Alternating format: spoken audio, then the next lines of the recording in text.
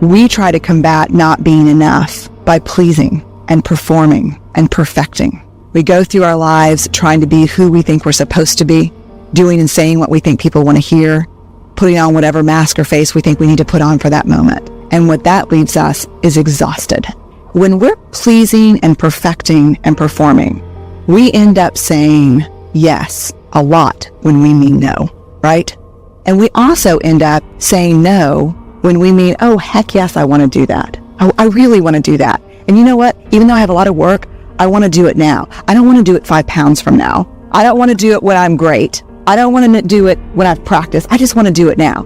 But we don't have those boundaries when we don't feel like we're worthy and enough. So how do we do things without resentment? And it takes boundaries. So in the end, I think if we take away anything from the authenticity piece, it is about the courage to be imperfect, to be vulnerable, and to set boundaries. Because the whole idea of I am enough starts with enough. Here's the part where we all struggle. Worthiness does not have prerequisites. We need to find a way to engage with the world from a place of worthiness. We need to find a way to say, I'm enough. This is who I am.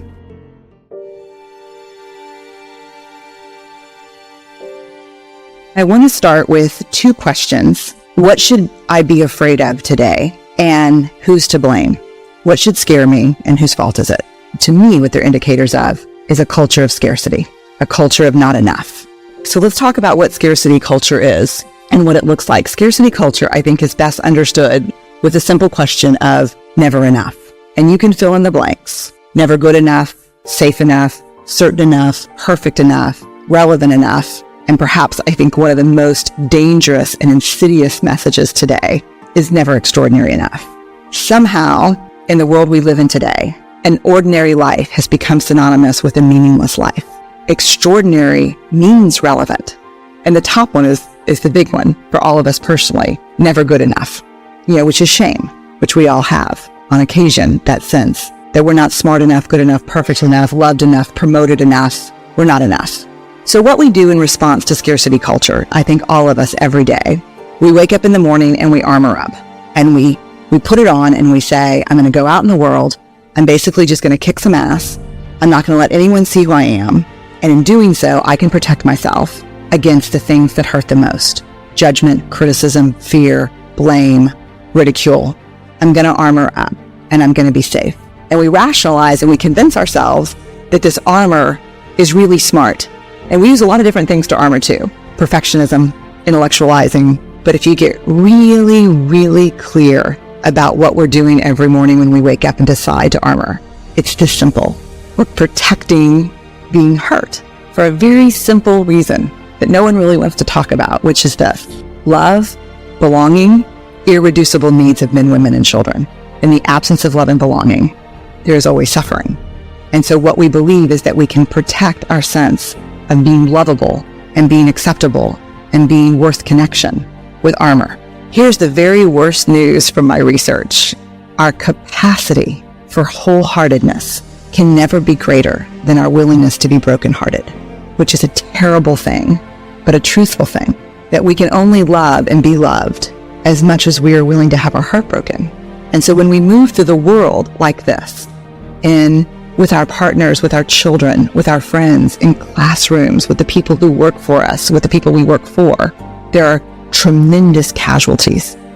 What I found is authenticity is a practice, and you choose it every day, sometimes every hour of every day. And it's a practice. It's not, I just wake up and, hey, I'm authentic. It's that when you walk into a meeting, you have to make the choice. Am I going to show up and let myself be seen? If I going to raise my hand and say, wow, y'all look super excited. I don't know what in the hell you're talking about. That's a choice. And make that authentic choice, you got to let go of the fakeroo, I say. Yeah. Well, so perfectionism is not about striving for excellence or healthy striving, which I'm for. It's a cognitive behavioral process, a way of thinking and feeling that says this: if I look perfect, do it perfect, work perfect, and live perfect, I can avoid or minimize shame, blame, and judgment. I call perfectionism the 20-ton shield. We carry it around thinking it's going to protect us from being hurt, but it protects us from being seen. Just be beyond judgment, which there's no such thing.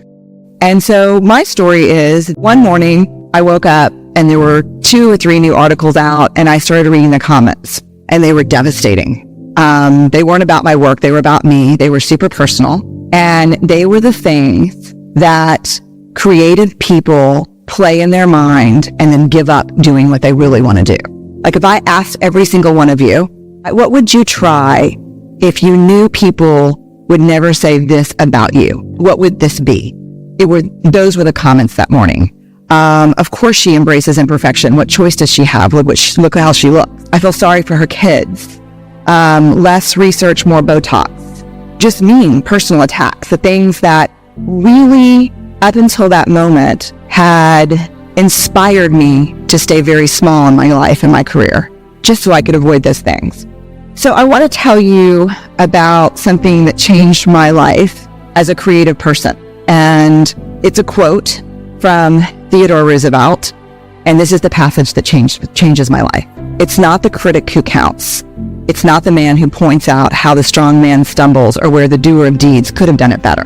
The credit belongs to the person who's actually in the arena, whose face is marred with blood and sweat and dust, who, at the best, in the end, knows the triumph of high achievement, and who, at worst, if he fails daring greatly. So the moment that I read that, I closed my laptop, and this is what shifted in me. 3 huge things. First, it is not about winning. It's not about losing. It's about showing up and being seen. The second thing, this is who I want to be. I want to create. I want to make things that didn't exist before I touched them. I want to show up and be seen in my work and in my life. And if you're going to show up and be seen, there is only one guarantee, and that is you will get your ass kicked. That is the guarantee. That's the only certainty you have. If you're going to go in the arena and spend any time in there whatsoever, especially if you've committed to creating in your life, you will get your ass kicked.